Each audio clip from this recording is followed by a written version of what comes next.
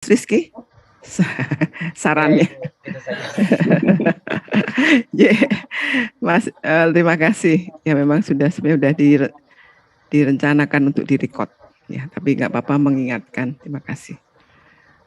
Baik, kita akan berbincang-bincang saya kira ya.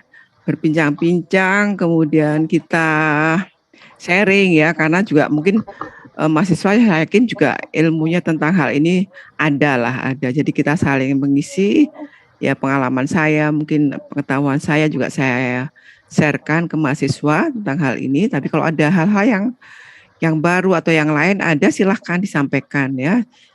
Yang penting ada dasarnya dan itu valid ya. Kami tidak terlalu close. Wah, ini enggak ada ya. Open aja ya. Kalau memang pengetahuan itu kan berkembang, barangkali mahasiswa lebih kreatif mencari informasi tentang ini kan enggak masalah ya. Malah terima kasih kalau saya dikoreksi, mungkin ada informasi yang baru, enggak masalah. Ya. Baik, ini mungkin PPT-nya kelihatan ya. Sudah ya. Ini sudah pindah kelihatan juga.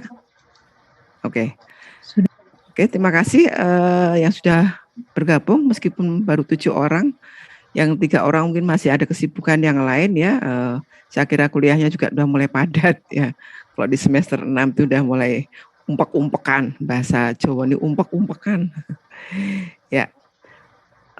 Materi kita hari ini tidak banyak tapi mungkin dengan studi kasus atau penjelasan dari pengalaman atau studi empirik nanti bisa memperjelas diskusi kita ya. Jadi tentang psikotropika sendiri, bagaimana penggolongannya, kemudian alur distribusi psikotropika ini seperti apa, dari mulai hulu sampai hilir, sampai ke pengguna ya, sampai ke pengguna itu seperti apa. Kemudian saya tambahin dengan NPS, New Psychoactive Substance, ya, NPS, kemudian penggolongan NPS. Ini kira-kira sehingga mudah-mudahan nanti sampai jam 5 kurang seperempat lah kita selesaikan ya. Nggak usah jam 5 tepat. Karena saya jam 5 juga masih ngajar S2. Jam 5 ngajar sampai S2 sampai jam 8. Ya udah nggak apa-apa. Ya, materi tentang psikotropika harus kita pahami dulu apa pengertian psikotropika supaya tidak rancu dengan narkotika. Karena kadang-kadang kalau yang orang awam psikotropika, narkotika kan sama aja. Padahal beda obatnya, beda jenisnya, beda efek farmakologinya, beda penggolongannya dan lain-lain ya. Cuma kadang-kadang orang awam ya sama aja, psikotropika, narkotika ya sama aja ya. Oke, ini saya akan sampaikan bahwa definisi itu sebenarnya tinggal kita mau lihat perspektif yang mana. Mau ambil istilah farmakologi ya ada definisi sendiri. Tapi saya kira ini hampir mirip sih pengertiannya. Nah, ini kalau saya ambilkan dari undang-undang ya. Jadi psikotropika itu kan diatur dengan undang-undang tersendiri. Tidak sama dengan pengaturan di narkotika yang kemarin. Kalau narkotika kemarin kan diatur dengan undang-undang nomor berapa ya Mas Rizky kemarin? Kayaknya sudah keluar di kuis kemarin. Undang-undang nomor 35. Ya, Undang-Undang nomor 35 tahun 2009. Ya. Nah, kenapa ini psikotropika undang-undangnya masih 97 ini ya, ketinggalan. 97 ya kalau marunut mungkin ya. Jadi undang-undang narkotika dan undang-undang kesehatan itu waktu itu keluarnya hampir berbarengan ya memang.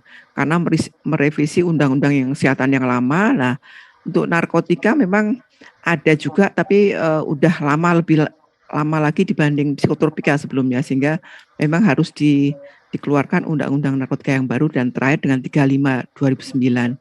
Nah, psikotropika ini ternyata sampai sekarang masih bertahan di memakai undang-undang ini ya, meskipun nanti perubahannya akan diatur tersendiri. Saya ambil saja, jadi pengertian psikotropika adalah zat atau obat, hampir sama dengan narkotika ya. Bisa zat atau obat, zat itu bisa senyawa. Jadi belum tentu obat, tapi itu senyawa. Zat atau obat baik itu sifatnya alamiah ya maupun sintetis. Jadi obat atau zat atau senyawa tadi bisa alamiah ya maupun sintetis namun bukan narkotika. Ya. Zat atau obat baik itu alamiah maupun sintetis yang bukan narkotika. Selain yang kemarin kita diskusikan itu. Nah, khasiatnya itu bersifat psikoaktif ya. Namanya juga psikotropika, berarti kan mengaktifkan psikisnya kan gitu kan. Bersifat psikoaktif melalui pengaruh selektif pada susunan saraf pusat yang menyebabkan perubahan pada aktivitas mental dan perilaku. Jadi kalau psikotropika ini senyawa bukan narkotika, baik itu alamiah maupun sintetis yang buatan, tapi pengaruhnya lebih ke susunan saraf pusat dan perubahannya itu pada mental dan perilaku. Itu apa efek farmakologinya ya mengubah mental dan perilaku ya karena mempengaruhi reseptor di psikoaktif ini ya di SSP. Nah kalau kita ambil definisi secara farmakologis sebenarnya ya hampir nggak jauh beda sih ya, obat. Kok ini karena farmakologis sudah obat bukan zat lagi. Kalau tadi di definisi undang-undang ada zatnya, baik zat atau obat ya. Kalau zat kan belum tentu obat, misalnya tanaman itu kan belum tentu obat kan tergantung dosisnya. Jadi obat itu harus ada dosisnya. Kalau hanya sekedar ada manfaatnya belum jelas dosisnya itu mungkin zat aja ya. Kayak katinon, ket itu kan. Ya, jadi obat yang mempengaruhi fungsi perilaku, emosi dan pikiran. Jadi sama sih sebenarnya sasarannya ke perilaku ya. Emosi, pikiran yang biasa digunakan dalam bidang ilmu kedokteran jiwa. Ini kalau saya ambil secara bahasa sederhana ya, efek apa definisi secara farmakologi. Jadi obat yang berpengaruh pada perilaku, emosi dan pikiran. Kalau di sini kan ada susunan saraf pusat yang berakibat pada aktivitas mental dan perilaku. Sebenarnya ini sama juga fungsi perilaku, emosi dan pikiran ini juga karena mempengaruhi susunan saraf pusat sebetulnya. Ya. Sehingga memang obat-obat psikotropika ini banyak digunakan di kedokteran kejiwaan. Dokter-dokter spesialis kejiwaan ini obatnya ya psikotropik aja. Ya. Nah, sehingga kenapa sih harus diatur? Ya karena sebenarnya psikotropika itu untuk kebutuhan medisnya itu sangat banyak perannya gitu, sangat bermanfaat sekali maksudnya gitu ya, sangat bermanfaat sekali untuk medis ya. Namun potensi disalahgunakannya juga banyak, sehingga kalau nggak diatur ya nanti ya akan ngawur orang ya, ngawur nanti akhirnya ya suka-suka aja, makanya harus diatur, gitu ya. Itu intinya.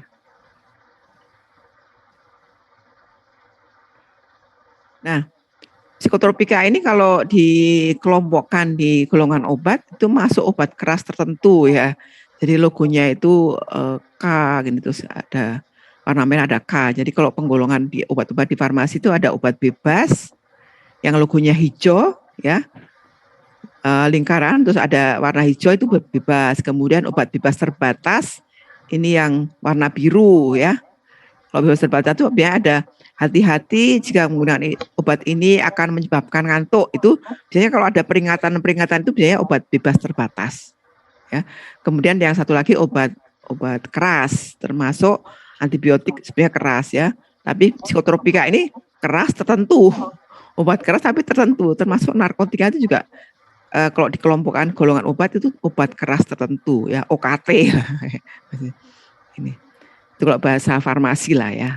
Tapi ya udah psikotropika itu masuk obat keras ya. Obat keras, kalau obat keras artinya kalau memakai harus dengan resep dokter. Nggak bisa kita beli di apotek apa nggak pakai resep dokter ya. Ini oke. Nah, kalau penggolongan ini juga saya ini sebutkan dari dua aspek ya, dua sisi. Kita lihat kalau secara farmakologi ya. Ini ada yang melompokkan obat-obat psikotropika itu menjadi 4, antipsikosis atau mayor tranquilizer. Ini ya, haloperidol, klorpromazin atau CPS ya, CPZ biasanya CPZ gitu ya. Apa sih obatnya CPZ gitu ya. Flufenazin ini kan antipsikosis ya. Ini. Jadi menekan kejiwaan ya. Kemudian ada ansietas atau minor tranquilizer. Golongan benzodiazepin itu banyak sekali ya. Golongan benzo itu kalau kita runut satu itu ada sekitar 33 jenis obatnya. Golongan benzo itu. Nah, nanti di undang-undang psikotropik itu benzo itu bisa masuk golongan 2, golongan 3, golongan 4 ya. Tergantung ini efek ketergantungan sama adiksinya sebetulnya. Ya ini. Jadi golongan benzo ini masuk untuk anti cemas. Jadi misalnya cemas gitu ya. Kayak galau gitu. Suka kan kasih alprazolam, diazepam gitu kan. Jadi tenang gitu ya. Kemudian antidepresi ini golongan amitriptilin, imipramine ya. Amoxapin ini. Kemudian yang untuk menstabilkan mood, antimania. Ini golongan benzo juga bisa, beberapa golongan benzo. Asam valproat, ya karbamazepin, ini contoh-contohnya aja. Jadi ini kadang-kadang dokter spesialis kejiwaan kalau mengelompokkan seperti ini, mungkin ya ada tranquilizer mayor, tranquilizer minor, ada antidepresan, ada mood stabilizer gitu ya. Nah kalau nanti menurut undang-undang narkotika mungkin ini akan pengelompokannya akan beda. Ya. Ini nanti benzo ini bisa masuk ke golongan 3, 4 karena kalau di undang-undang kan dasarnya pengelompokannya kan 1 efek ketergantungan, adiksinya, kemudian ancaman hukumannya gitu ya. Itu kalau ini kan dasar farmakologi ya. Nah, kemudian kalau secara undang-undang ini penggolongannya ya. Jadi kalau kemarin narkotika kan dikelompokkan menjadi 3 ya. Golongan 1, 2, 3. Golongan 1 itu tidak bisa untuk medis, untuk pengobatan ya. Ini sama. Psikotropika di undang-undang ini juga sama. Ini kan dikelompokkan menjadi 4 ya. Golongan 1, 2, 3, 4. Nah, golongan 1 ini pada awal mulanya undang-undang ini dirumuskan, disahkan, ini memang golongan 1 itu senyawanya itu nanti ada nama-namanya itu. Memang hanya untuk ilmu pengetahuan, tidak untuk medis. Itu ya, di tahun 97 waktu itu ya. Golongan 2 itu golongan 2, 3 dan 4 boleh untuk medis. Ya. Tapi dengan munculnya undang-undang narkotika, Undang-Undang Nomor 35 tahun 2009. Berarti kan ini keluarnya belakangan ya setelah Undang-Undang Psikotropika.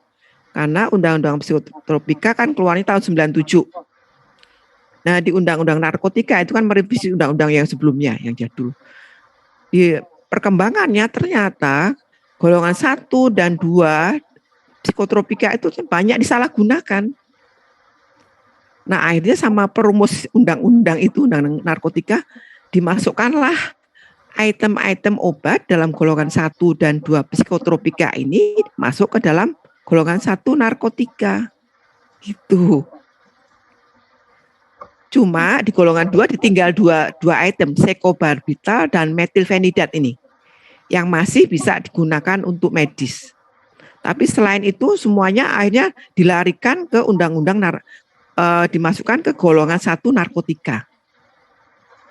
Itu riwayatnya. Jadi kalau aslinya itu ada golongan 1, 2, 3, 4 ya. Golongan 3 nanti ada golongan benzo ya, barbital itu masuk golongan 3 dan 4 ini. Itu ya sekobarbital, metilfenidat kan ini kan untuk anak ADHD ya biasanya itu. Metilfenidat itu anak yang over aktivitasnya ini. sekobarbital ini untuk depresan ya. Jadi maksudnya pertimbangannya waktu itu kenapa sih kok seko sama metilfenidat tidak dimasukkan ke golongan 1 narkotika? Karena ini penggunaan untuk medisnya masih sangat kuat ya, masih sangat kuat dibanding senyawa yang lain yang banyak disalahgunakan dan efek medisnya mungkin tidak terlalu besar gitu ya. Itu sejarahnya. Nah tadi dasar penggolongan kenapa 1, 2, 3, 4 itu ya karena adanya efek ketergantungan, berarti golongan 1 itu ketergantungannya paling tinggi dibanding golongan 2, 3, dan 4. Kemudian efek medisnya, penggunaan medisnya, golongan 1 jelas dia kalau dihitung rasio antara medis dan penyalahgunaannya itu banyak mudaratnya maksudnya gitu ya. Efek medisnya dan mudaratnya itu lebih banyak mudaratnya sehingga golongan 1 itu memang tidak untuk medis. Tapi hanya untuk ilmu pengetahuan ya. Golongan 2, 3, 4 ini berguna untuk efek medis ya. Kemudian potensi adiksi sama. Adiksinya tadi golongan 1 lebih tinggi dibanding golongan 2 dan golongan 3 dan 4 tadi. Ya. Jadi adiksinya buat golongan 4 itu lebih rendah dibanding golongan 3 atau 2. Dan ancaman hukuman sama, golongan 1 itu paling tinggi ancaman hukumnya. Ya. Baik dia bandar, penyalahguna itu ya. Ya sama maksudnya lebih tinggi ancamannya di golongan 1 kalau dia menyalahgunakan gitu ya. Nah, ini dasar penggolongan psikotropika gitu ya. Jadi sebenarnya hampir sama dengan kemarin yang narkotika dasarnya. Nah, sekarang kita lihat yang golongan 1 ini ya. Golongan 1 memang tidak punya khasiat yang jelas. Jadi khasiat medisnya itu ya tadi nggak jelas, lebih banyak ya ada tapi ya mungkin uji kliniknya nggak jelas, belum jelas lah itu ya. Nanti perkembangannya nggak tahu, barangkali bisa aja nanti golongan 1 bisa menjadi golongan 2 atau 3. Kalau memang uji kliniknya sudah jelas, uji klinik fase 1, 2, 3, 4 itu sudah, oh iya terbukti ya, apa-apa. Itu ya. Kemudian sering disalahgunakan, merugikan kesehatan, penggunaannya diawasi secara ketat, dan ini hanya untuk ilmu pengetahuan, bukan untuk terapi atau medis tadi. Berpotensi adiksi. Nah, contohnya ini, metilen dioksimetamfetamin atau MDMA. Kemudian ada metilen dioksietilamfetamin.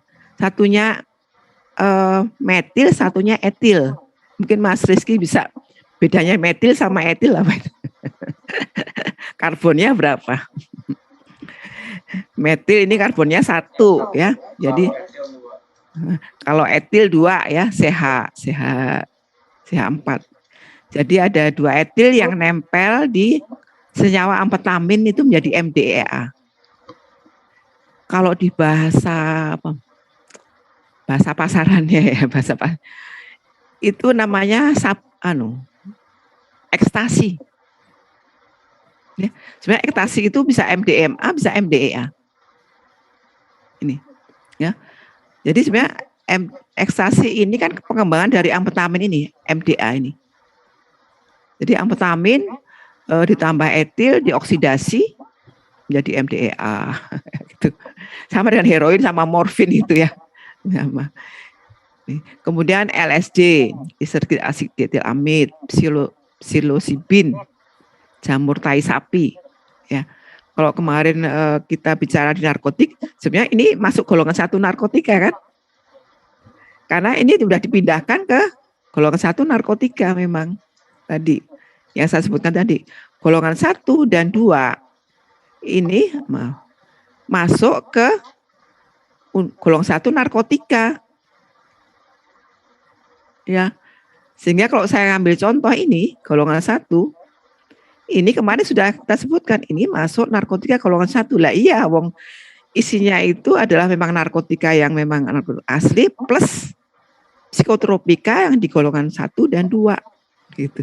Ini sebenarnya dulu masuk psikotropika ini karena memang efeknya ke susunan saraf pusat ya. Kalau narkotika kan kemarin definisinya kan mengurangi nyeri, mengurangi sakit gitu ya. Sebenarnya kalau psikotropika ini efek analgetiknya itu enggak ada. Karena dia lebih ke tadi psikoaktif, kesusunan saraf pusat aja, mempengaruhi psikis tadi. Ya, ini golongan 1 ya, menurut di undang-undang ini sekarang sudah nggak ada, sudah dilarikan ke golongan 1 narkotika ya. Masih banyak ini nanti.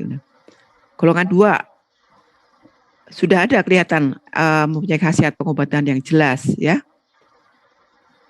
Ini sudah geser belum? Golongan 2?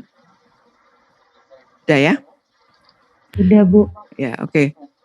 Sudah kelihatan efek medisnya, tapi juga disalahgunakan, ya, sering disalahgunakan. Ya.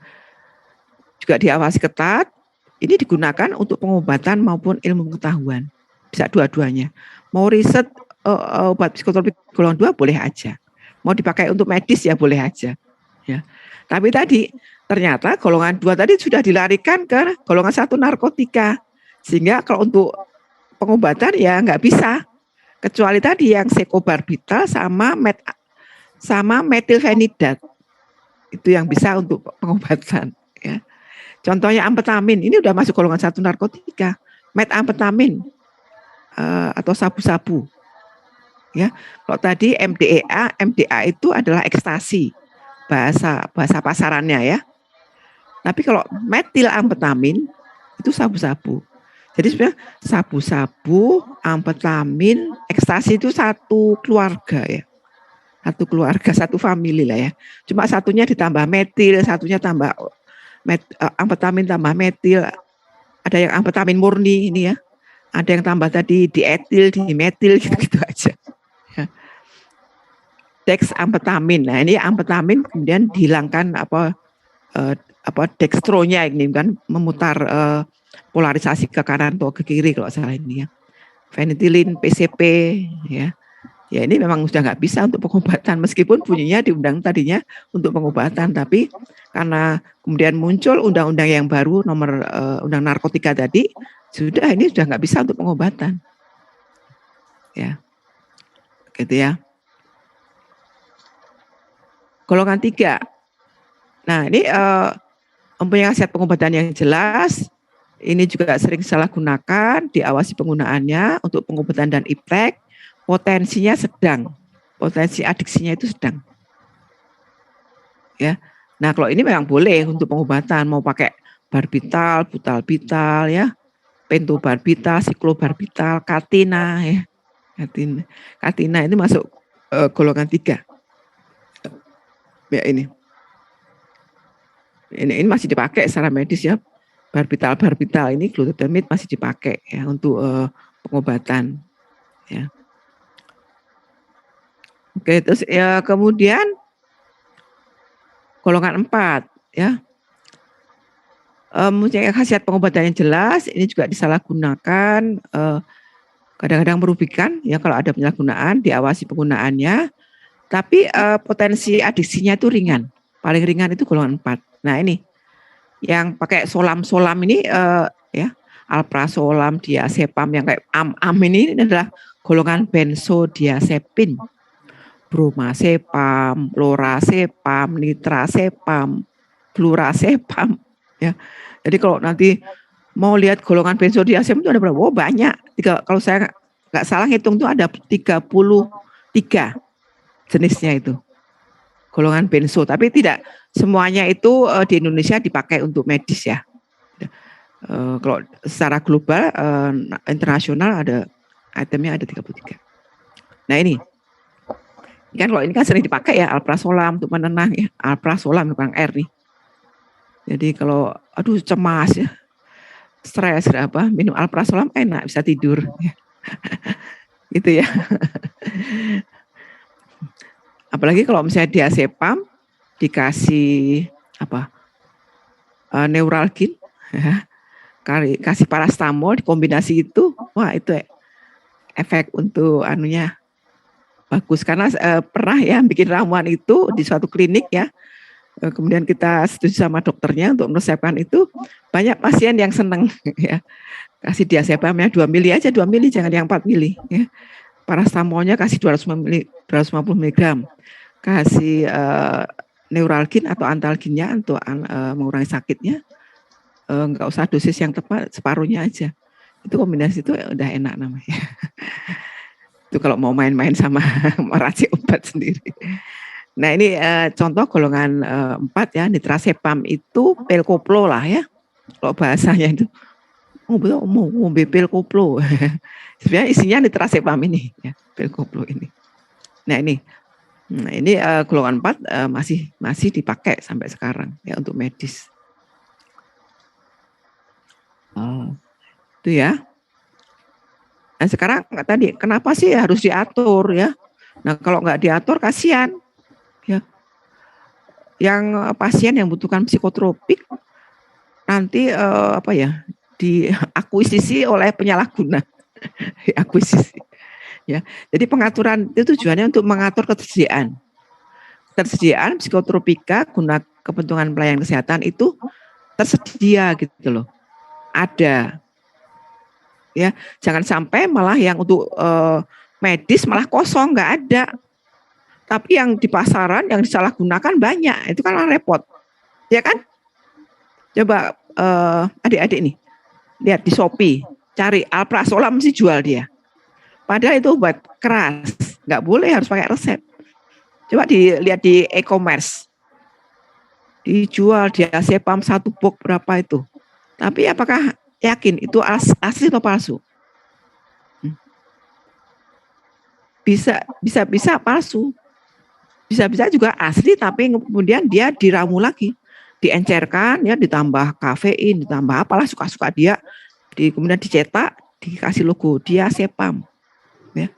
Ya syukur ramuan jadi aman. Coba kalau dikasih racun tikus atau apa ya. Jadi yang beli obat-obat psikotropika di media sosial, di e-commerce tuh yang tidak jelas distributornya, nggak resmi, saya kok ngeri. Coba lihat aja, banyak nggak yang jual tuh, ditawarkan alprazolam, diazepam, apalagi chlordiazepoksid 1 box harganya sekian, itu asli atau enggak lah ya itu ya. Jadi ini kenapa diatur supaya ketersediaan untuk medis itu terpenuhi. Jadi pasien-pasien di vaskes tingkat 1, vaskes tingkat 2, vaskes tingkat rujukan, kalau perlu tuh ya ada, jangan sampai malah kosong. Justru masih nanti yang banyak beredar malah di pasar gelap. Ya, karena bocor, mungkin kebocoran dari jalur legal ke ilegal bisa aja. Ya. Yang kedua, apa tujuannya? Mencegah terjadi penyalahgunaan. Ya, tadi sudah diatur pun masih banyak yang menyalahgunakan, apalagi nggak diatur. Ya, sudah diatur, diancam dengan hukuman aja masih banyak yang menyalahgunakan, apalagi nggak diatur. Gitu. Ya. Dan memberantas peredaran gelap psikotropika, ya ini tujuan mulianya ya. Tapi kalau kita lihat prakteknya ini ya paling enggak, kalau harapan saya di prakteknya itu ketersediaan untuk medis itu tersedia, sehingga pasien-pasien yang membutuhkan obat psikotropika itu ya terjamin gitu loh. Itu aja ya gitu. Kemudian terkait dengan penyimpanan dan pelaporan psikotropika ini bagaimana? Ini ada, kalau ini ada aturannya ya. Jadi psikotropika itu nggak boleh ditaruh gitu aja, harus ada disimpan di lemari khusus ya, dikunci, ada aturannya ya. Kemudian kuncinya itu ada 2, 1 dipegang oleh apotekernya, 1 dipegang oleh pemilik apotekernya, atau ketuanya ya, direkturnya atau apa ya. Sehingga tidak semua orang bisa mengambil lah ya itu. Kemudian apalagi dicatat pasien yang menggunakan psikotropika. Jadi di pelayanan kesehatan itu pasien yang mendapatkan psikotropika itu dicatat. Oh hari ini Mbak Suci dapat resep dari dokter X alprazolam 30 tablet. Mbak Suci alamatnya di sini, dokternya dari dokter ini. Siapa lagi itu dicatat setiap harinya. Ya. Kenapa dicatat? Karena vaskes itu harus melaporkan setiap bulan ini ke Kementerian Kesehatan. baik itu penggunaan narkotika maupun psikotropika itu harus dilaporkan. Nah, pelaporannya itu ada sistemnya, namanya SIPNAP nih.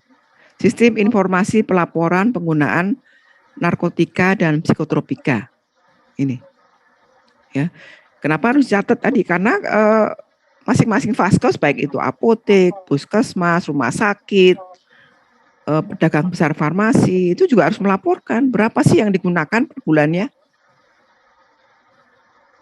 Itu.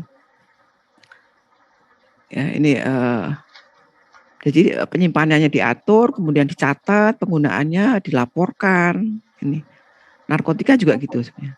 Nah ini Kementerian Kesehatan punya sistem ya untuk merekap penggunaan narkotika dan psikotropika.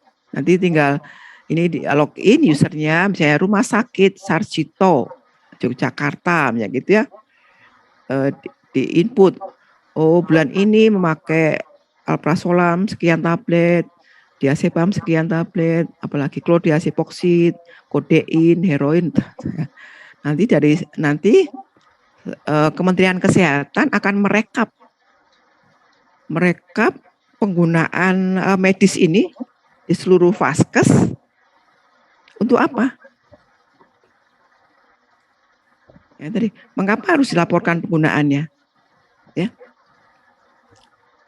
Pertama, kenapa vaskes kesehatan harus melaporkan penggunaannya? Karena negara juga dituntut untuk melaporkan penggunaannya. Jadi jangan dikira Indonesia itu atau negara itu tidak melaporkan penggunaan narkotika dan psikotropika medis itu ke ANCB. ANCB apa, singkatan apa ini? Ada yang tahu? Mungkin ada yang pernah baca? International Narcotic Control Board. Jadi lembaga internasional yang mengawasi penggunaan narkotika psikotropika di seluruh dunia. Jadi seluruh dunia itu melaporkan penggunaan narkotika dan psikotropika untuk medis ini ke ANCB. Cuma nanti laporan ke ANCB itu biasanya tahunan. Jadi Indonesia berarti bulan Februari ini sudah harus melaporkan penggunaan tahun 2021 kemarin berapa tuh seluruh Indonesia nih. Dari mulai kodein, ya morfin, yang golongan narkotika dan psikotropika sesuai di undang-undang tadi. Itu dilaporkan semuanya. Dan ANCB punya reportnya. Kalau mau nggak percaya nanti lihat webnya ANCB. ANCB.org kalau salah ya. Nanti lihat itu, nanti ada report. Laporan penggunaan narkotika psikotropika untuk medis. Masing-masing negara itu ada. Mulai dari Malaysia, Filipina, Amerika, Inggris itu ada. Berapa kilo, berapa kuintal ada. Ya.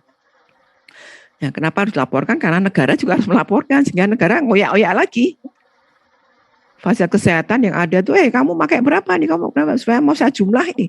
Saya laporkan. Di samping untuk melaporkan, juga untuk merencanakan kebutuhan secara nasional.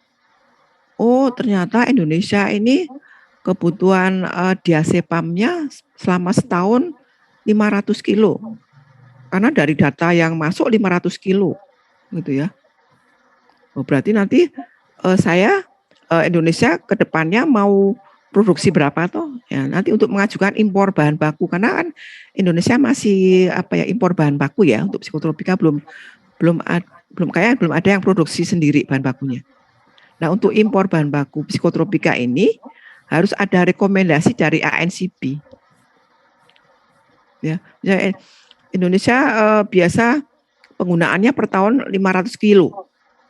Tiba-tiba Indonesia mau mengajukan untuk tahun 2022 ini mau impor 1 kuintal, 1 ton ya.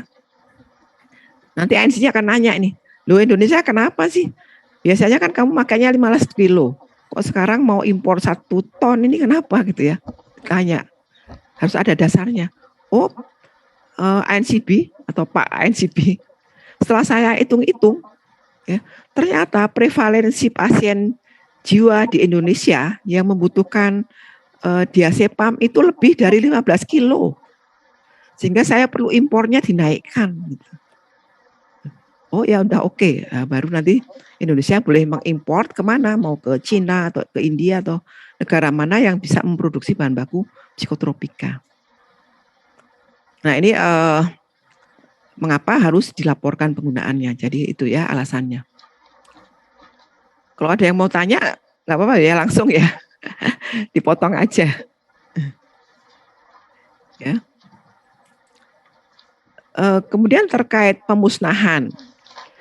Nah, kalau pemusnahan gimana nih psikotropika ya? Yang kadaluarsa, yang sudah rusak, ya tidak memenuhi persyaratan, ya. Kemudian mungkin psikotropika yang berkaitan dengan tindak pidana, ini bisa dimusnahkan, ya. Tapi harus ada berita acara, ya. Jadi sebelum memusnahkan kita harus membuat berita acara pemusnahan, nanti ada saksi. Saksinya itu ada pejabat perwakilan dari Dinas Kesehatan setempat. Oh iya, saya memusnahkan psikotropika apa saja, ditulis itemnya. Pada hari ini Jumat tanggal 4 Maret 2022, misalnya rumah sakit X memusnahkan psikotropika karena 1 sudah kadaluarsa, 2 rusak, 3 terkait dengan kasus tindak pidana, misalnya gitu ya. Sejumlah 1 diazepam 1000 tablet, gitu ya. Alprazolam 500 tablet, gitu ya. Kemudian pemusnahan dengan apa? Karena kan kalau memusnahkan itu kan ada aturannya juga, nggak angsal memusnahkan gitu kan. Jadi kalau memusnahkan psikotropika itu sama dengan memusnahkan obat-obat ya, bisa dipakai burner, dibakar itu, kemudian abunya dikubur, ya. Atau kalau ya dihancurkan dulu baru dikubur, ya. Kalau cairan ya dilarutkan kemudian baru dibuang di irigasi yang mengalir, ya. Atau pemusnahan itu misalnya kita nggak mau musnahkan sendiri, bisa pakai pihak ketiga.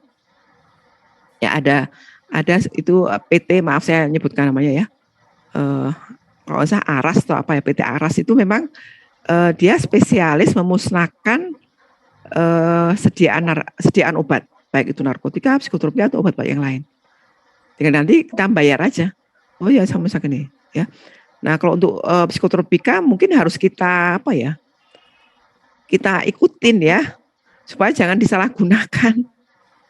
Nanti laporannya dimusnahkan sama PT itu, tapi ternyata sama PT itu dipilihin lagi, kemasannya diganti, dijual di pasar gelap. Ya, sehingga pemusnahan ini kalau pakai pihak ketiga juga harus kita kawal untuk meyakinkan bahwa psikotropika yang tadi itu rusak atau ED memang dimusnahkan, ya, tidak disalahgunakan. Itu ya. Nah ini kalau kita lihat ini alur distribusi psikotropika dari hulu sampai hilir. Ya kalau kita lihat. Nah ini yang ini produsen yang paling atas ini, kemudian yang ini penyalur, ya. Ini sampai ini ya. Ini juga penyalur yang instalasi farmasi, kemudian ini adalah fasilitas kesehatan, yang di sini ini baru ke pengguna, pasien. Jadi ceritanya gini ya, psikotropika ini sebelum diproduksi nih ya, diproduksi itu maksudnya dibuat sediaan farmasi, baik itu bentuknya tablet, injeksi, salep atau apapun bentuknya, sediaan farmasi namanya, itu kan dibuat di industri nih.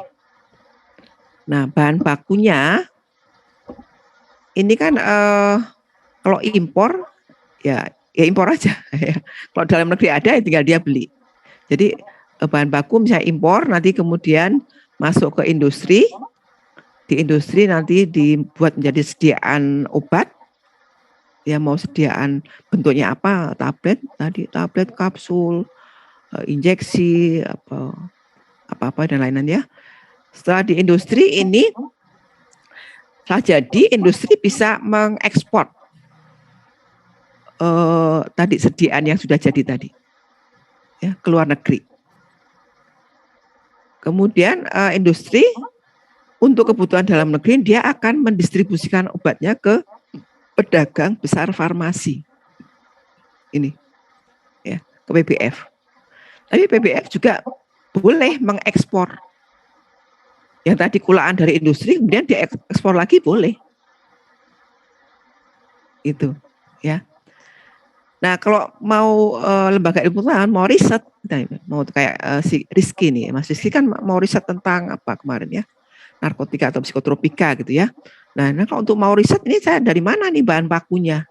Ya, boleh import, tapi izin nanti ya, izinnya agak rumit nanti ke Kementerian Kesehatan, mungkin Menteri Perdagangan ya, padahal butuhnya cuma sedikit ya, gitu kan? Ribet urusan administrasinya, harganya. Nah, daripada ribet, mendingan kita nitip sama PBF aja. PBF, tolong saya importkan dong, gitu ya. Importkan ini untuk riset, gitu ya. Boleh aja. Jadi PBF itu bisa mengimportkan bahan baku untuk dipakai di industri tadi. Ini, ya. Jadi kalau mau riset, bisa import sendiri, bisa juga lewat PBF kita beli, ya asal suratnya lengkap tadi. Ada apa dari fakultas, ada lampiran proposalnya gitu ya, sehingga jelas peruntukannya untuk apa, dipertanggungjawabkan lah maksudnya. Ini kalau kita mau nyari yang murni ya, psikotropika atau yang murni, yang memang murni, yang mau pakai untuk standar. Tapi kalau yang barang bukti itu ya boleh aja, selama barang bukti kasus ya, kasus-kasus yang di kepolisian ya atau di BNN, kita mau minta boleh aja. Selama barang putih itu kita yakinkan bahwa itu memang murni. Nanti kita bandingkan dulu barang putih tadi dengan apa yang standar. Kalau memang apa secara spek tag-nya memenuhi, baru boleh kita anggap itu sebagai. Nah ini bikin rokok nih ini. Ini lah bikin kayak gini lah. Halo.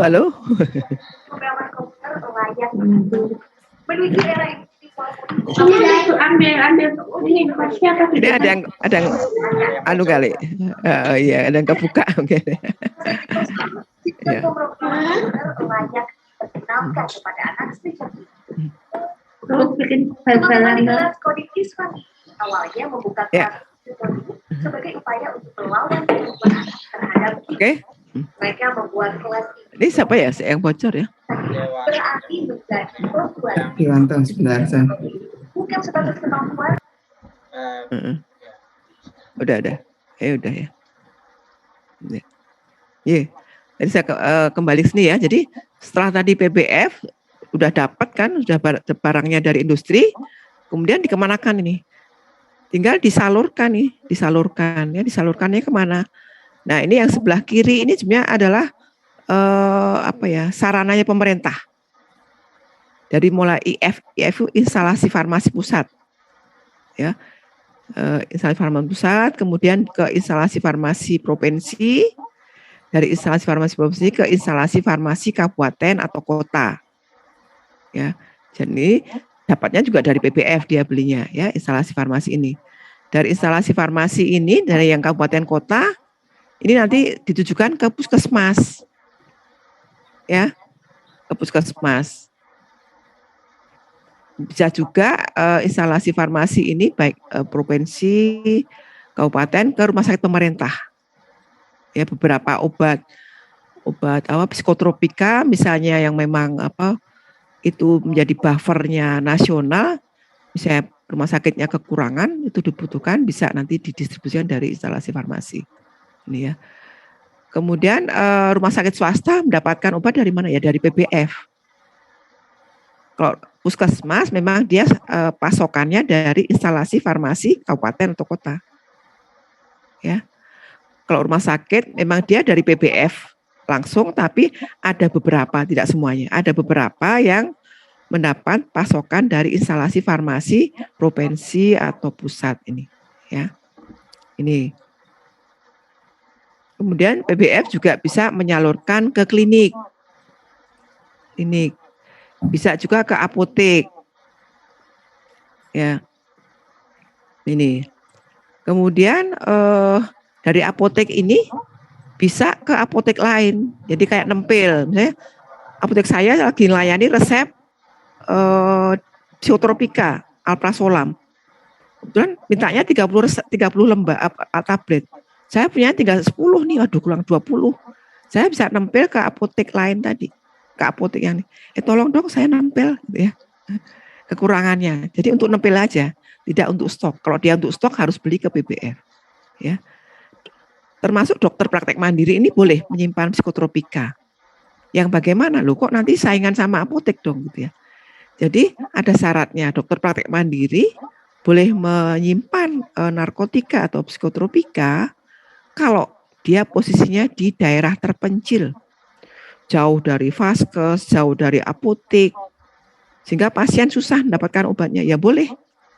Tapi dokter itu belinya di apotek, bukan di BBF. Gitu ya. Nanti dari apotek juga bisa ditempelkan ke klinik, bisa juga ke rumah sakit, bisa juga ke puskesmas. Jadi puskesmas juga bisa nempel sebenarnya ke apotek kalau kurang. Nah, baru semuanya tadi untuk digunakan di pasien. Nah, kalau terjadi kebocoran gimana nih? Bisa nggak bocor obatnya? Dari jalur legal ke jalur ilegal. Bisa saja. Ya. Contohnya apa? Misalnya kemarin saya cerita dokter shopping. Ya, dokter shopping itu kan satu orang dia mendapatkan resep dari beberapa dokter untuk mendapatkan obat yang sama. Ya. Kemudian obatnya selain dipakai sendiri dia jual di pasar gelap. Atau bisa juga ini PBF bocor dijual di pasar gelap, di black market supaya laku. Mungkin obatnya di PBF numpuk ini. Aduh numpuk nih obat saya nggak laku. Udahlah, saya jual di pasar gelap aja. Ya, jadi yang di pasar gelap itu ya kemungkinan asli, kemungkinan juga ada yang tidak asli. Untuk buktiannya gimana? Ya membuktiannya ya pakai laboratorium dicek gitu. Ya. Jadi bisa aja ada kebocoran, baik itu dari jalur resmi ke jalur tidak resmi, ya, atau sebaliknya peredaran dari jalur yang resmi masuk, yang jalur yang tidak resmi masuk ke jalur resmi. Contohnya misalnya gini, ada peredaran alprazolam di pasaran, murah ya. Apotek ya karena apotek atau klinik atau rumah sakit karena ini murah lumayan lah, untungnya kan bisa banyak nih. Saya beli aja ya dari pasar gelap tadi untuk dijual di jalur resmi. Nah itu, jadi potensi untuk kebocoran dari jalur resmi ke tidak resmi atau sebaliknya itu ada. Ya itulah yang penyalahgunaan tadi sebetulnya. Ya sudah diatur ketat dengan laporan, dengan ancaman hukuman aja masih banyak ada kebocoran. Ya, itu ya. Bisa bocoran di PBF, di rumah sakit ya. Puskesmas mungkin ya. Diambil satu-satu gitu, satu terus dikumpulkan terus dia jual. Ya, mungkin ada stafnya gitu ya. Satu kan enggak kelihatan, satu besok satu lagi. Ya, banyak inti. Ya. Ibu, ya. Bertanya boleh Bu nih? Mau boleh nih ya Bu ya. Silakan. Tadi kan kebocoran itu mohon maaf Bu, sebelumnya nada orang Sumatera sama Jawa agak beda.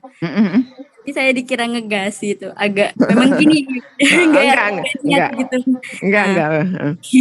Jadi gini Bu, kan tadi Ibu bilang contoh kasusnya itu kayak dokter shopping kan Bu. Jadi itu kan dia mungkin beli dari dokter A, dokter B gitu, terus dikumpulin gitu kan Bu. Enggak beli, dia berobat. Iya berobat maksud saya ya demikian. Berobat dapat resep dengan resep obat yang sama kan, kemudian dia beli ke jalur resmi, ke apotek gitu ya. Terus gimana? Terus kalau dia misalnya Bu dalam skala besar gitu Bu, gimana itu Bu? Bisa terjadi kebocoran? Karena kan kita tahu kan berita gitu, sering dapat berita di TV atau di internet tuh kadang kayak mereka tuh nyeludupin kayak jenis sabu lah misalnya gitu kan Bu, sampai jenis psikotropika itu tadi kan, itu sampai satu kontainer gitu Bu, satu mobil gitu, itu kan kalaupun dia mau pakai metode beli sana beli sini, berobat sana berobat sini agak lama gitu kan, karena kan dia kali itu gitu maksud saya Bu. Itu kira-kira kebocorannya itu terjadi di bagian distribusi yang mana gitu Bu? Terima kasih Bu. Makasih Mbak Ayu. Jadi Mbak Ayu kan nyatakan sabu ya. Kalau sabu tadi kan masuk yang tidak digunakan untuk medis. Ya. Jadi kalau terjadi kebocoran mungkin itu ya memang di pasar gelap. Jadi maksudnya kebocoran sini adalah penggunaan untuk medis yang bocor di jalur ilegal. Tadi kan saya bilang golongan 2, 3, dan 4 memang untuk medis, ya kan? Tapi yang psikotropika golongan 1 tadi kan memang sudah lari ke jadi golongan 1 narkotika. Itu memang tidak digunakan, nggak ada di apotek, klinik, rumah sakit, puskesmas, PBF, industri ya nggak memproduksi. Kalau ada itu berarti ada apa namanya? Clandestine lab namanya ya. Clandestine lab itu lab tertutup yang dia memproduksi tadi misalnya sabu, amfetamin, ekstasi atau yang lain-lain yang termasuk narkotika tadi, golongan 1 tadi. Dan itu clandestine lab ada di Indonesia dan banyak. Cuma belum semua terungkap. Sebagai contoh, bengkel. Ini bengkel di depan orang, bengkel. Pas diselidiki ternyata di belakangnya bengkel itu clandestine lab. Jadi bengkelnya itu hanya untuk kamuflase. Seakan-akan orang ke situ ke bengkel, padahal orang mau ngambil tadi narkotika yang ilegal tadi. Karena sebenarnya bikin seperti itu kan gampang. Kalau orang kimia ya, orang kimia yang tahu sintesa itu gampang. Gitu Mbak Ayu. Ya. Jadi kalau yang kebocoran memang narkotika yang dilarang itu berarti bukan dari jalur resmi. Jalur resmi maksudnya jalur yang untuk penggunaan medis. Nggak mungkin industri farmasi itu memproduksi sabu, nggak mungkin. Ya. Nggak mungkin PBF itu mendistribusikan sabu, nggak mungkin. Tapi kalau alprazolam, diazepam yang kodein ya, morfin ya memang untuk medis ya bisa.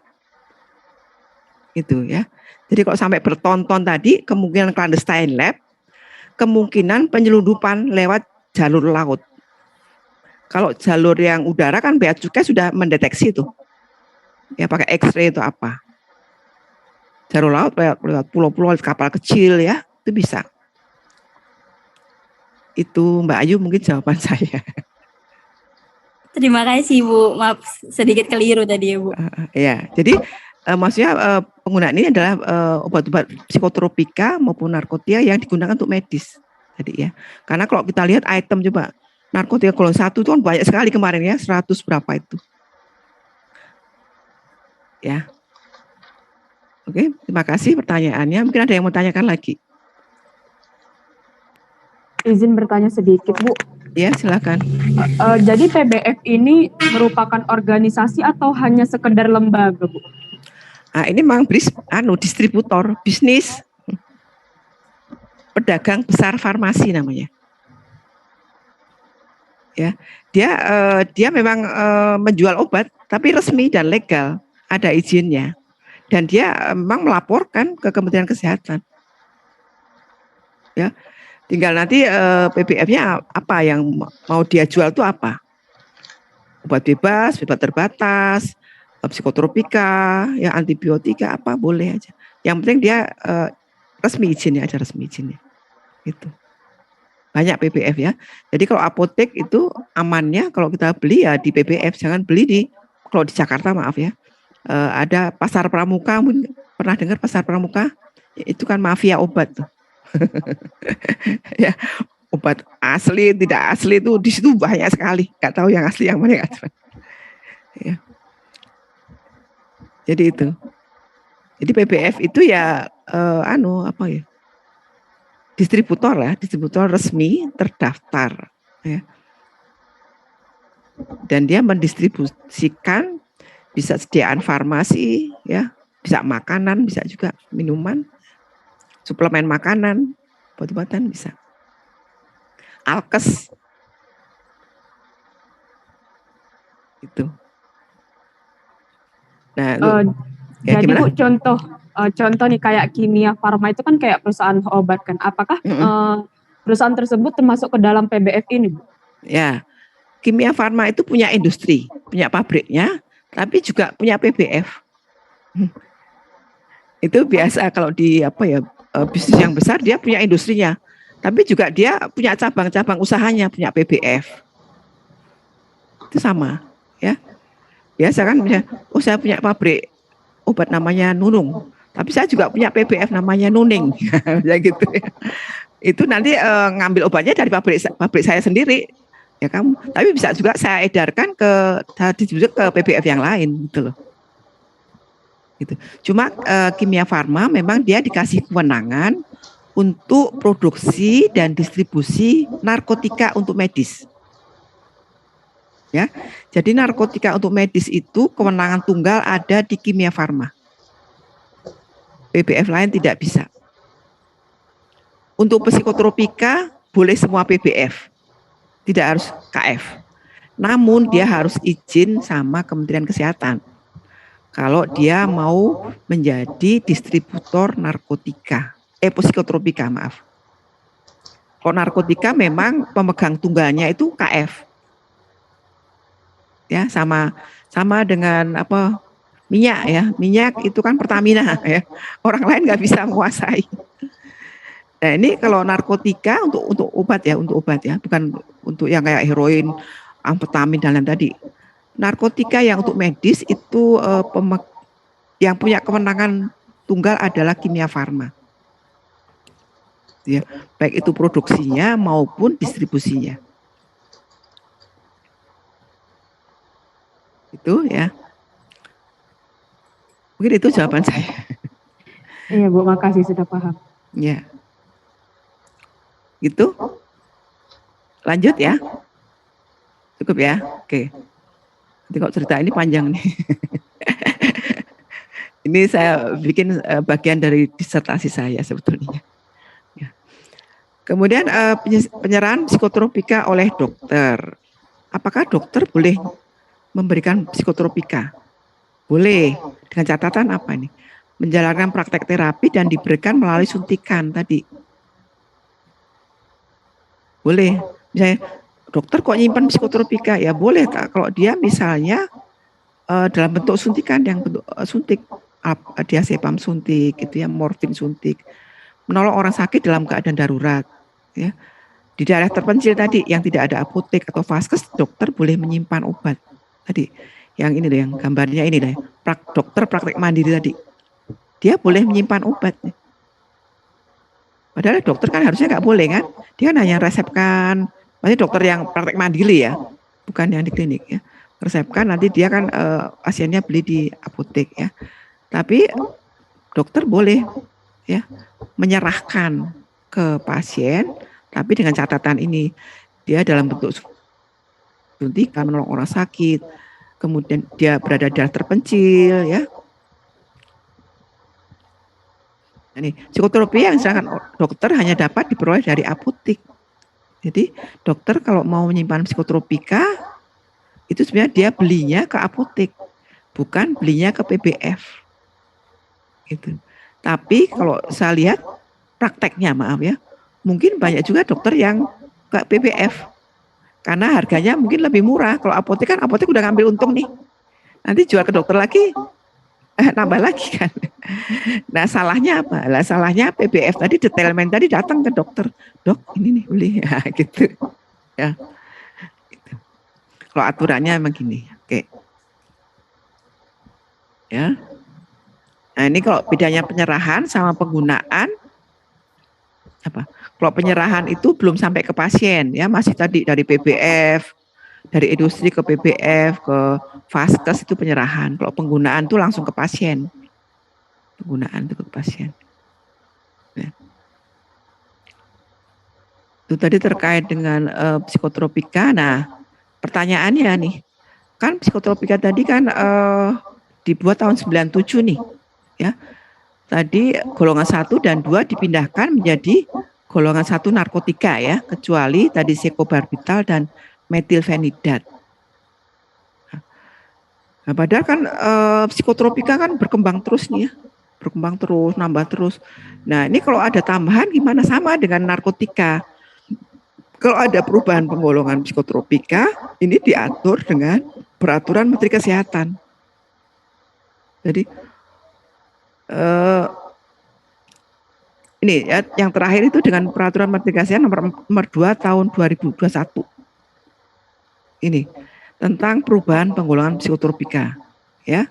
Jadi mungkin tadinya yang aslinya di undang-undang di undang-undang, nah ini ya aslinya di undang-undang psikotropika golongan 1 itu menjadi 26 ya, ini sudah pindah menjadi golongan 1.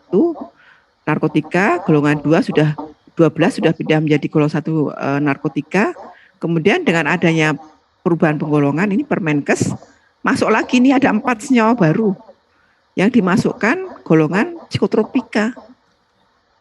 Ada 6 senyawa baru yang masuk golongan psikotropika golongan 2.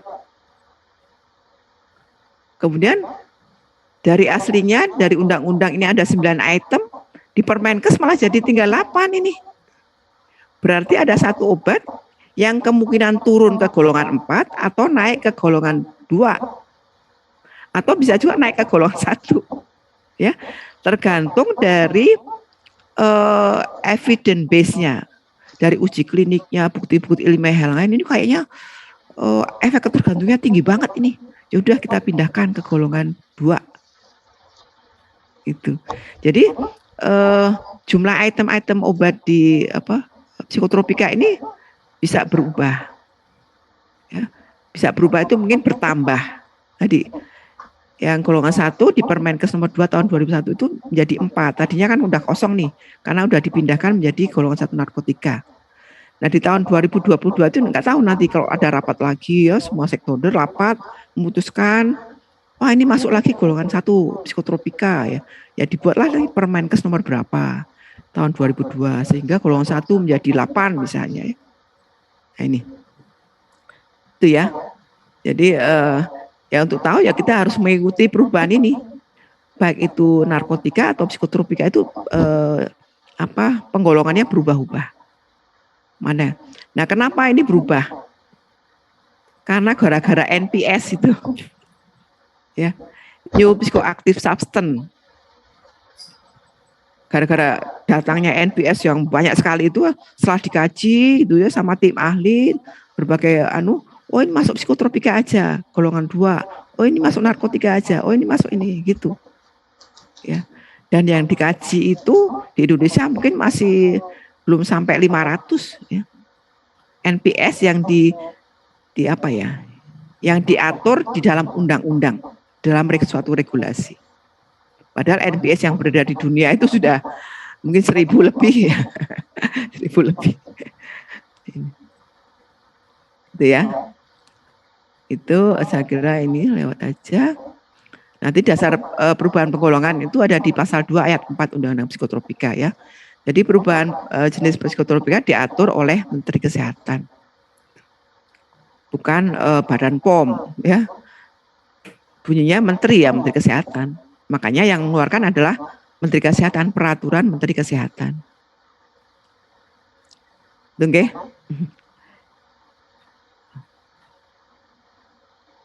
Oke, sebelum saya pindah ke NPS, ada yang mau ditanyakan tentang narkotika. Jadi kenapa tadi berubah psikotropika tadi bisa bertambah tadi ya?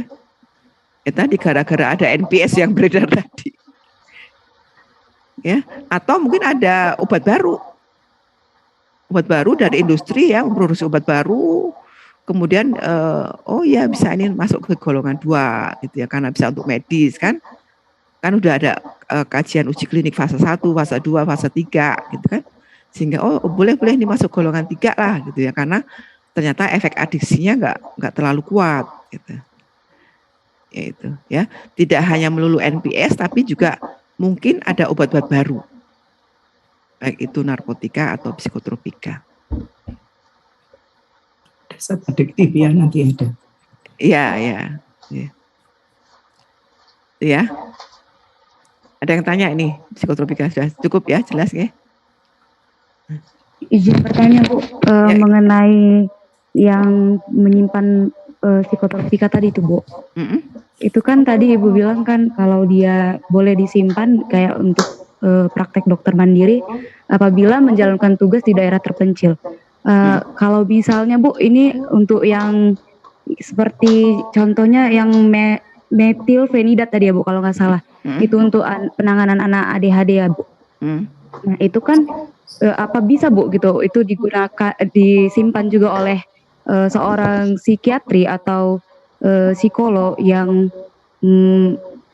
di sebuah prakteknya gitu Bu. Itu kan jarang kan Bu kalau untuk praktek psikologi itu ada di daerah terpencil seperti itu Bu. Dokter itu dokter bukan psikolog. Psikolog kan bukan dokter. Psikiatri, ya psikiatri boleh. Iya benar Bu. Catatannya dia di daerah terpencil. Daerah terpencil jadi dan dia harusnya ada izin dari dinas kesehatan kalau dia menyimpan obat untuk pasien. Jadi dokter enggak dispensing, tapi kalau di kota besar yang ada apotek dekat, ya puskesmas dekat, ya aturannya enggak boleh. Gitu. Daerah terpencil itu misalnya di daerah Papua atau Kalimantan, Sulawesi yang mungkin pasien untuk mendapatkan obat itu mungkin harus ongkosnya lebih mahal lagi daripada harga obatnya. Apotek itu jauh, nggak ada, ya boleh. Nanti dokter itu izin sama dinas kesehatan bahwa saya akan nyimpan psikotropika untuk pasien. Ini aturannya ya. Prakteknya kan ya kemungkinan ada juga dokter yang tidak dari terpencil tapi dia menyimpan psikotropika untuk pasien. Boleh tapi dalam bentuk suntikan ini. Atau menolong orang sakit dalam darurat boleh dia nyimpan ya. Tadi. Tapi kalau misalnya biasa aja, misalnya berobat, kemudian saya langsung dikasih dokter, ini ya Mbak Dea obatnya ya, saya kasih alprazolam 30 tablet, kemudian saya kasih apalagi klordiazepoksid 10, saya kasih ini, ya nggak bisa. Itu ya. Terima kasih Bu. Iya. Oke, ada pertanyaan lagi?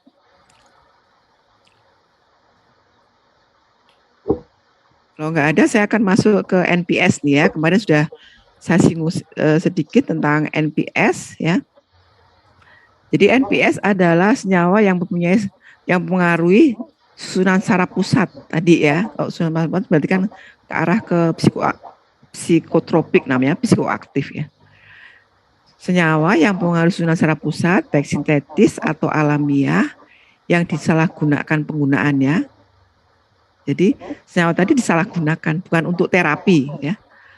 Serta belum atau tidak diatur dalam suatu regulasi.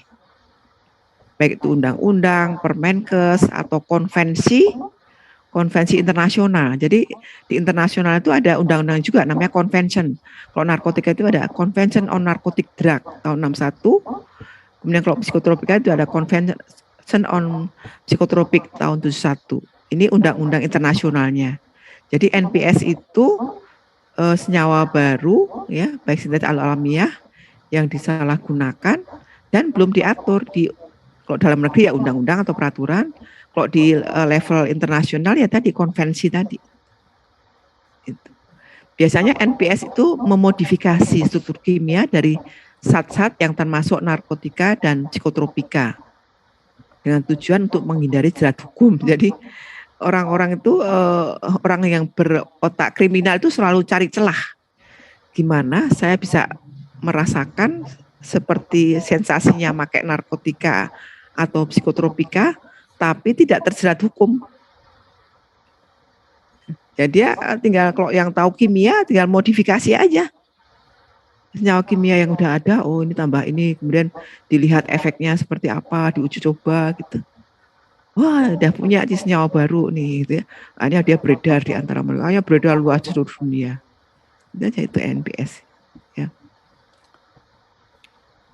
Nah, istilah lain itu adalah designer drugs, karena memang didesain kayak baju ya, atau legal heights, atau herbal heights, atau badsat ya.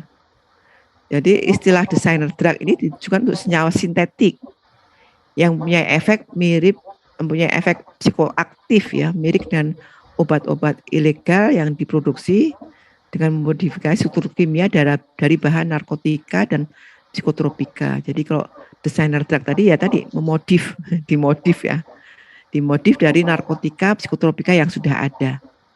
Supaya nanti kalau dideteksi misalnya dipakai, deteksi urinnya atau darahnya itu tidak sesuai dengan apa yang didaftar undang-undang tadi.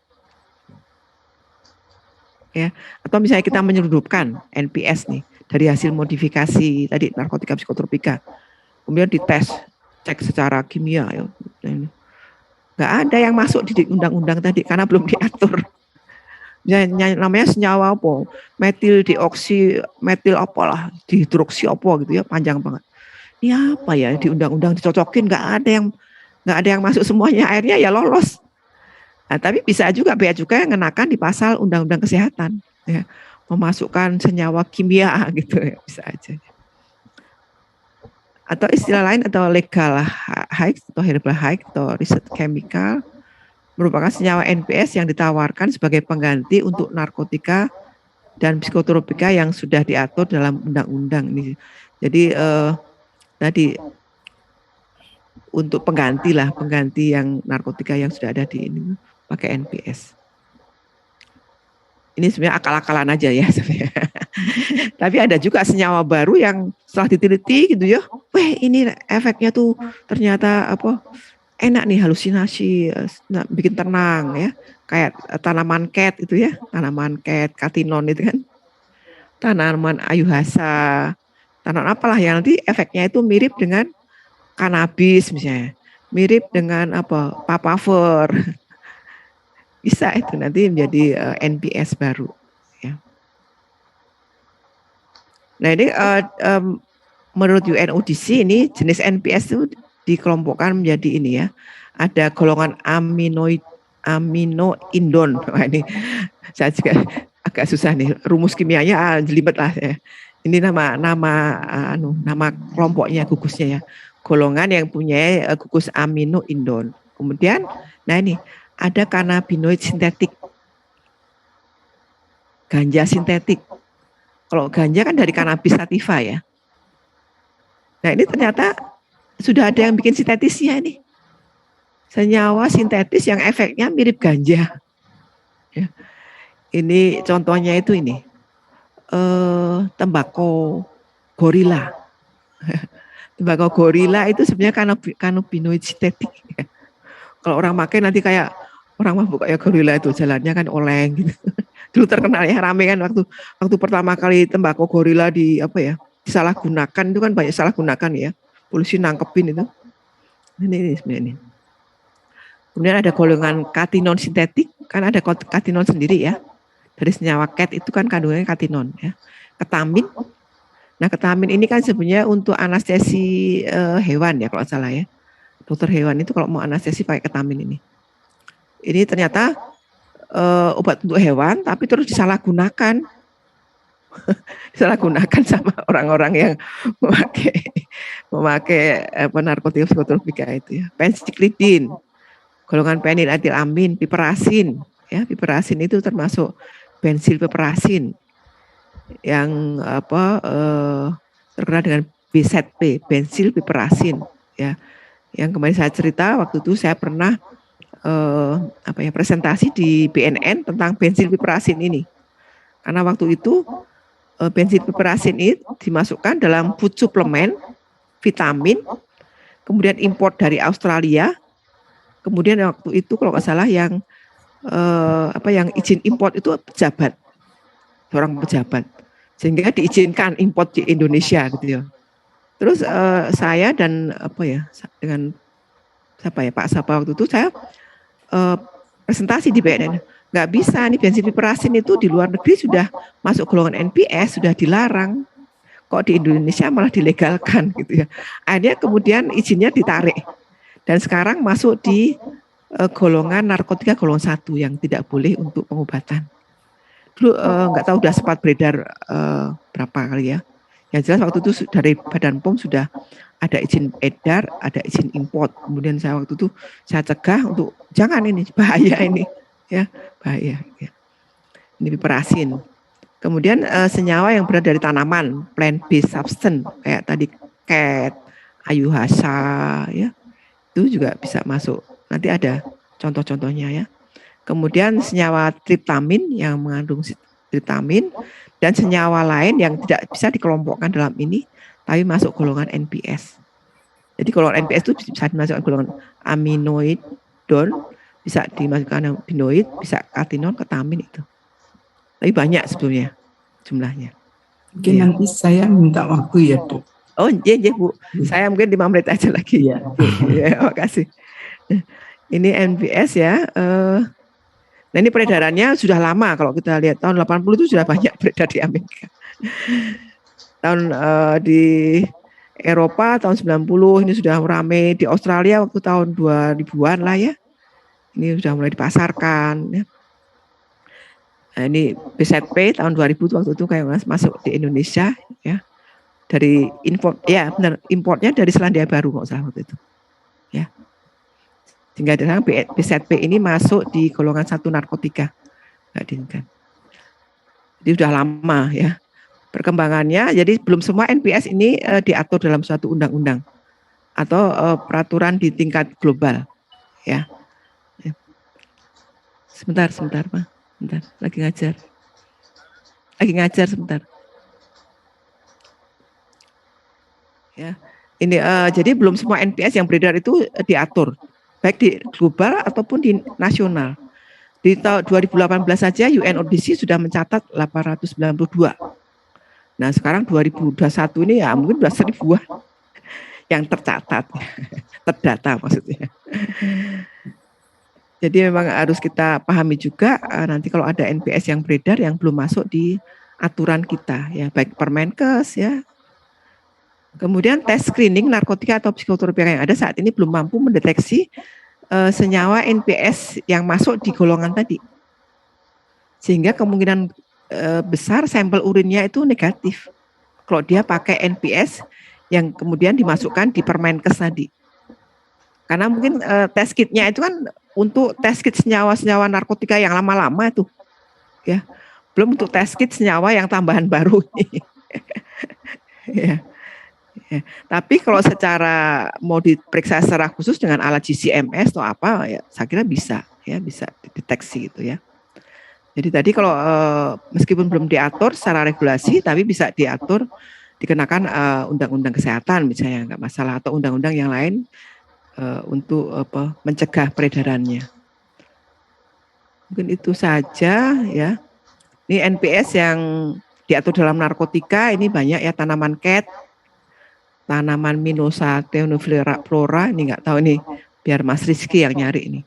Tanaman ayahuasca ini dari India kalau salah ya. Dimetilamfetamin, karisoprodol, isomeprobamat ya. Ini AB Bupinaka atau ternakan dengan tembakau gorila ini, atau ini sebenarnya kanabinoid sintetik ini ya, namanya AB Bupinaka. Kalau pakai alat GCMS itu namanya ini. Kemudian NPS yang dimasukkan dalam golongan 2 ini benzilpiperasin tadi, ya.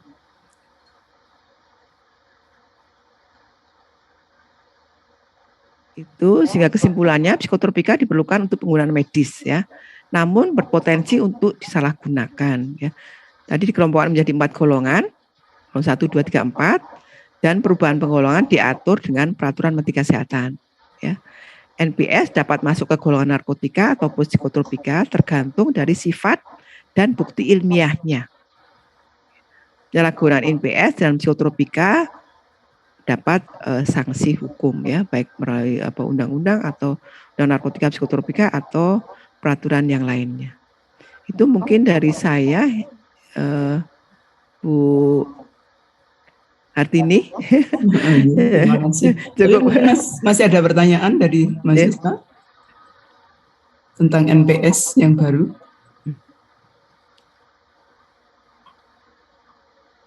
Atau tidak ada? Kalau tidak ada, terima kasih Bu Nunung. Saya lanjutkan.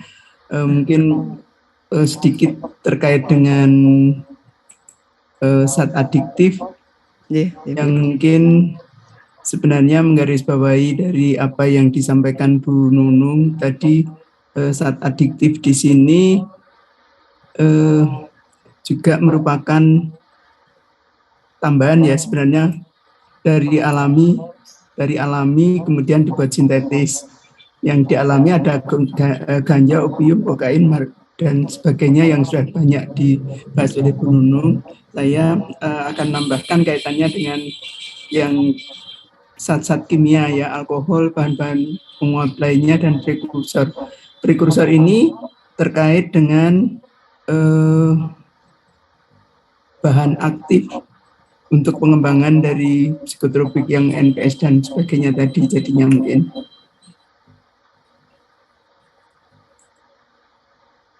Zat adiktif itu apa? Itu adalah yang dapat membuat pemakainya kecanduan. Jadi makanya tadi dari narkotik, psikotropik tadi bisa masuk ke zat adiktif.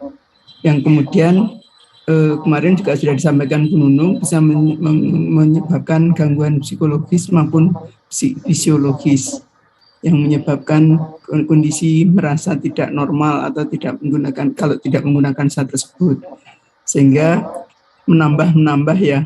Kalau misalnya mengkonsumsi alkohol gitu, kemudian bertambah yang akhirnya bisa kita namakan kecanduan atau menjadi pecandu. Terkait dengan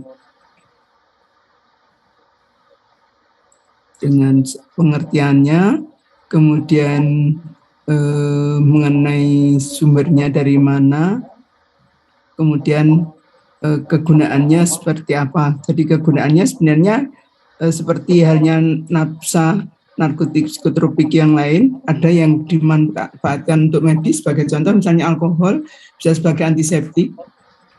Misalnya di vaksin itu kemarin kita menggunakan alkohol 70% ya untuk sebelum divaksin, atau untuk pelarut dan untuk bahan bakar, tapi banyak disalahgunakan.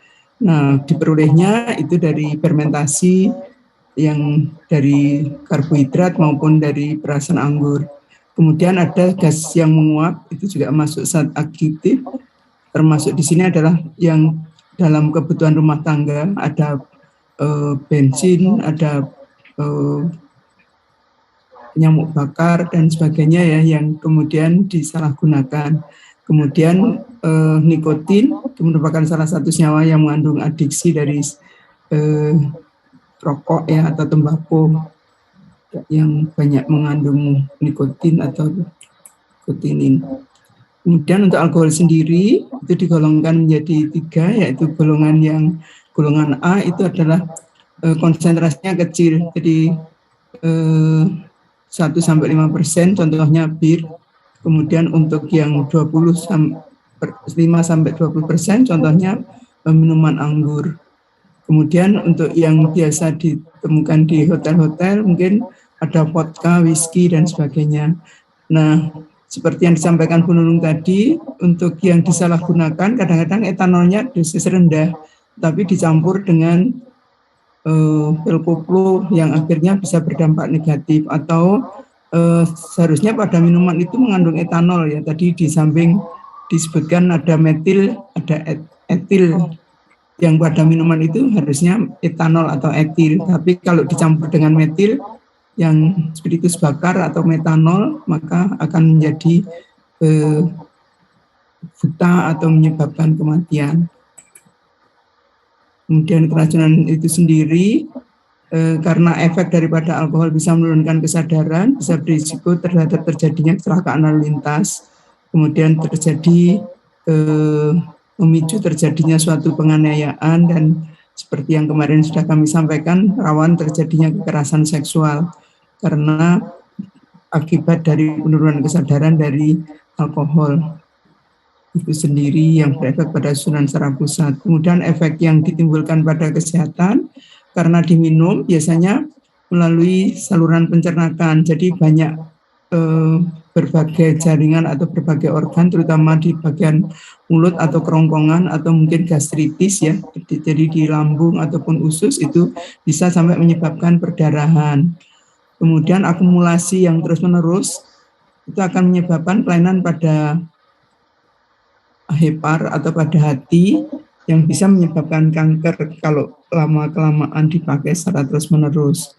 Kemudian juga pada usus halus itu akan berefek karena cara masuknya ke dalam tubuh melalui saluran pencernaan. Kemudian meskipun melalui saluran pencernaan beberapa organ lain yaitu ada jantung, susunan saraf pusat dan seterusnya, ini ada ginjal nanti juga akan bisa berpengaruh akibat efek kronis daripada alkohol yang kemudian bisa menyebabkan gangguan pada saraf yang seperti tadi bisa menurunkan kesadaran, bahkan bisa sampai menyebabkan koma dan menyebabkan kematian. Pada yang dikonsumsi itu akan absorpsinya itu akan lebih cepat kalau dalam kondisi kosong. Nah, kadang-kadang orang yang mengkonsumsi alkohol itu lebih baik mengkonsumsi alkohol daripada makan, sehingga menjadi dilema ya, nutrisinya terganggu, kemudian akan timbul kekurangan gizi yang kemudian berdampak berbagai penyakit yang ditimbulkan oleh konsumsi daripada alkohol. Kemudian ketergantungan daripada alkohol itu sendiri bisa karena faktor genetik. Jadi ada suatu individu yang bisa mengubah alkohol menjadi asaldehid. Asaldehid itu yang beracun, kemudian segera asaldehid itu dirubah menjadi H2O dan CO2. Tetapi ada yang lambat mengubah asaldehid menjadi CO2 dan H2O, sehingga ada racun itu akan menumpuk di dalam tubuh sehingga menimbulkan kelainan-kelainan pada organ-organ tubuh seperti yang kami sebutkan di atas. Tapi ada juga yang mempunyai enzim yang mudah merubah racun yang asaldehid tadi menjadi H2O dan CO2, sehingga minum mungkin banyak minum tapi tidak merasa pusing-pusing dan seterusnya. Nah, ini juga kemudian dari minum alkoholnya sendiri juga akan berefek secara kronis. Kemudian yang menyebabkan ketergantungan adalah kebiasaan. Ada daerah tertentu yang punya budaya tradisi untuk mengkonsumsi alkohol. Mungkin karena cuacanya, tapi bisa juga karena kondisi kebiasaan sebelumnya. Kemudian faktor lingkungan. Jadi awalnya mungkin tidak akan ketergantungan, tapi diiming-imingi seperti coba-coba, kemudian akhirnya bisa ketagihan atau menjadi ketergantungan. Jadi ada faktor lingkungan yang berpengaruh. Nah, ini mula-mula masuk melalui pencernaan akan berefek pada lambung, kemudian sampai ke hepar tadi. Nah, kadar daripada alkohol itu bervariasi. Untuk yang kecil itu mungkin baru menurunkan kesadaran, tapi untuk dosis yang lebih besar itu bisa menyebabkan efek kematian. Nah, dosisnya itu bertahap, ada yang bisa menyebabkan gangguan pada penglihatan, yang akhirnya kalau gangguan pada penglihatan ya kabur, kalau misalnya berkendara akan menyebabkan terjadinya kecelakaan lalu lintas. Kemudian kalau 200 mg itu sudah menyebabkan refleksnya menurun, kemudian bicaranya ngaco. Jadi bisa jadi berdampak pada terjadinya percekcokan karena bicaranya ngaco. Kalau ditanya mungkin nggak nyambung gitu ya. Kemudian untuk yang 300 mg itu koordinasinya sudah tidak bisa jalan, dan untuk yang 400 sampai 500 mg/sen itu sudah menyebabkan koma dan bisa menyebabkan kematian.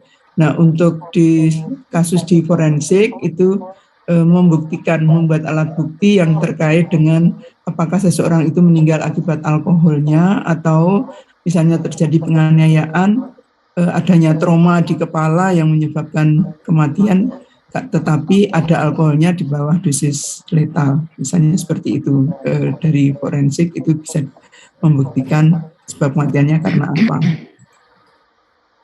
Kemudian yang inhalasi, terkait dengan yang inhalasi, seperti tadi ada beberapa yang didapatkan dalam rumah tangga, seperti tenor, seperti lem, tapi disalahgunakan. Seharusnya dimanfaatkan untuk kepentingan rumah tangga, tetapi disalahgunakan untuk dihirup-hirup sehingga menyebabkan gangguan fungsi tubuh. Efeknya sama karena menyebabkan ketergantungan, bisa mengganggu berbagai organ tubuh yang terlewati, hanya jalurnya beda. Kalau misalnya pada alkohol tadi melalui diminum, kemudian saluran pencernaan, nah ini melalui hidung, tetapi juga dampaknya sampai ke paru-paru, kemudian gangguan pada hepar dan ginjal seterusnya. Ya, jadi akan kalau semuanya ya, baik yang alkohol maupun zat-zat adiktif yang lain seperti lem dan seterusnya tadi akan mengalami dampak pada penggunanya, mengalami mabuk, kemudian penurunan kesadaran, kemudian bicara cadel ya, kemudian tertidur, sehingga berdampak pada aktivitas, baik pada pelajar yang menyebabkan tidak aktifnya belajar dengan optimal, atau kalau pada pekerja mungkin kemudian produktivitasnya menurun. Nah, demikian juga untuk yang menghirup, itu juga menghirup lem itu juga akan menyebabkan terjadinya gangguan pada susunan saraf pusat yang menyebabkan sakit kepala berat, kemudian ada bercak-bercak pada hidung dan mulut. Jadi karena dihirup, yang hirup pada mulut maupun hidung akan berdampak negatif. Yang berikutnya adalah nikotin.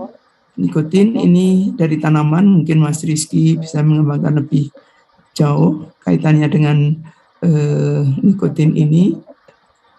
Yang paling umum itu ditemukan pada nikotina tabacum, pada tembakau ya, sehingga penyalahgunaannya pada perokok. Nah, pada perokok ini bisa perokok aktif ataupun perokok pasif yang bisa berdampak negatif ya. Kalau misalnya aktif, itu jelas uapnya akan langsung kembali ke yang bersangkutan, tetapi berkembang sekarang adalah yang perokok pasif juga berbahaya ya, karena bisa masuk kalau pada wanita, kemudian pada yang ibu hamil itu juga akan terbawa atau terhirup oleh ibu itu, kemudian akan diekskresi melalui ASI-nya, sehingga akan berdampak pada anak yang diberikan ASI.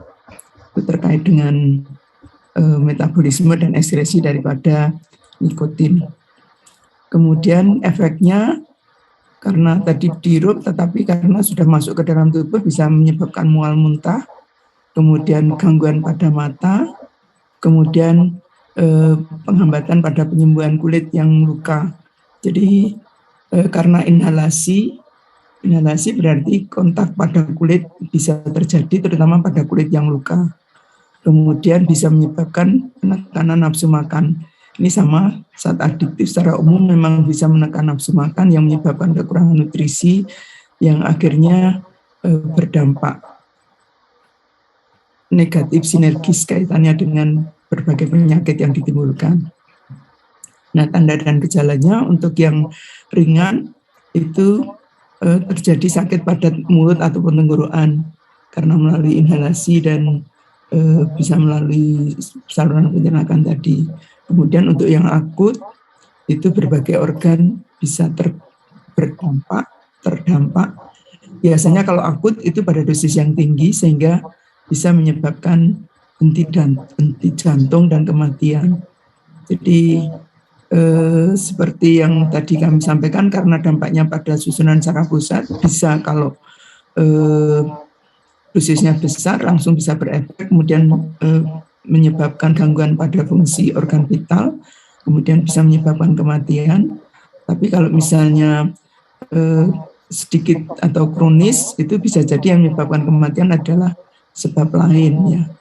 Karena yang kronis itu akan lambat, tetapi tetap aja kalau terakumulasi juga akan bisa berefek negatif sampai menyebabkan koma, bahkan sampai menyebabkan kematian.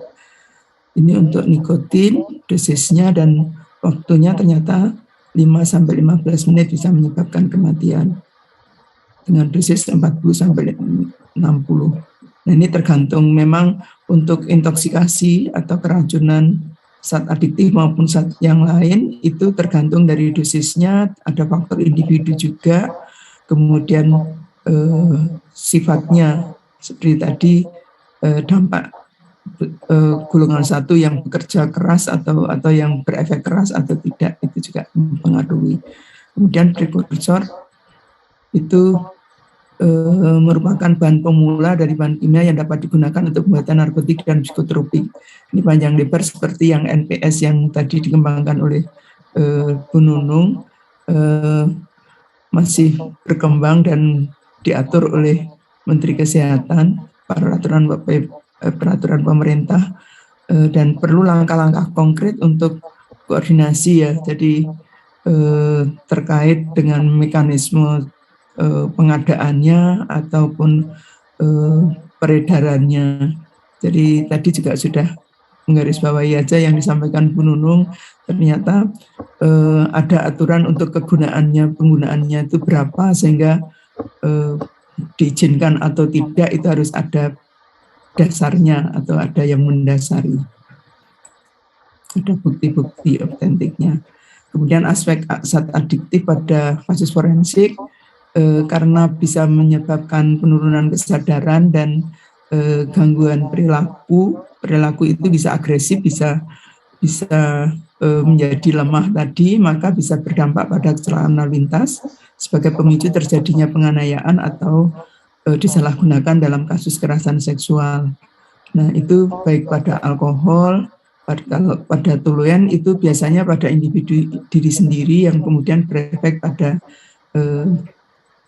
menyebabkan pusing, kemudian kejang-kejang, dan akhirnya menyebabkan kematian. Nah, untuk LSD itu yang banyak disalahgunakan juga, mengenai penggunaannya bisa secara oral, dihirup maupun diinjeksi. Jadi kalau untuk kasus-kasus forensik, selain tanda-tanda klinis dari akibat daripada zat yang masuk, jadi misalnya alkohol itu tercium bau alkohol, kemudian seperti tadi karena dampaknya pada hepar, mungkin kalau dilakukan otopsi itu dilihat kelainan heparnya kronis atau akut.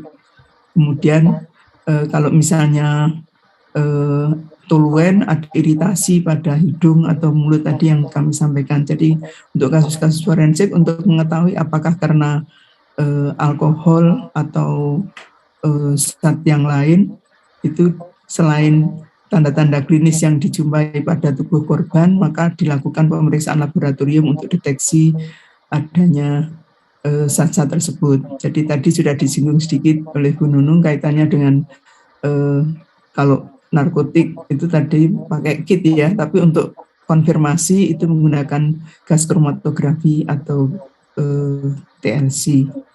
Itu terkait untuk mendeteksi lebih lanjut. Jadi untuk kasus forensik dibedakan pemeriksaan dari anamnesis, kemudian pemeriksaan fisik, kemudian dilakukan dengan pemeriksaan laboratorium untuk konfirmasi dosisnya berapa untuk memastikan apakah karena penyalahgunaan alkohol atau zat yang lain terbukti atau tidaknya. Tapi untuk pengembangan ini disalahgunakan atau kegunaan medis itu ada pengembangan lebih lanjut, ada bukti-bukti yang perlu dibuktikan. Saya kira itu untuk zat adiktif itu bermanfaat di bidang kedokteran, terutama yang alkohol tadi untuk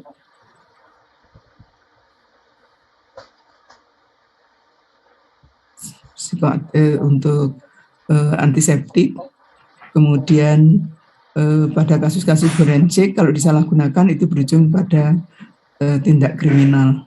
Diharapkan dengan mengetahui kondisi atau zat-zat yang disampaikan Bu Nunung tadi bisa mencegah terjadinya hal-hal yang tidak kita inginkan baik pada narkotik, psikotropik maupun zat adiktif. Mungkin itu tambahan dari saya terkait dengan zat adiktif. Ada yang perlu diklarifikasi atau sudah cukup jelas karena hanya tambahan aja dari yang disampaikan Bu Nunung.